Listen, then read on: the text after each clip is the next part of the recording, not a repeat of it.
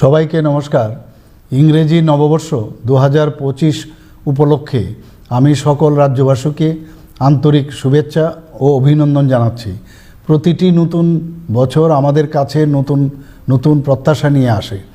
ঘটনাবহুল 2024-এর নানা দিক দিয়ে ইতিহাসের কাছে স্মরণীয় হয়ে থাকবে।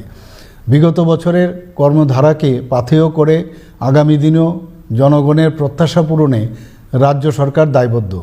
মাননীয় প্রধানমন্ত্রীর দিক নির্দেশনায় রাজ্যের সার্বিক উন্নয়নের পথে আমরা আরও এগিয়ে যেতে চাই।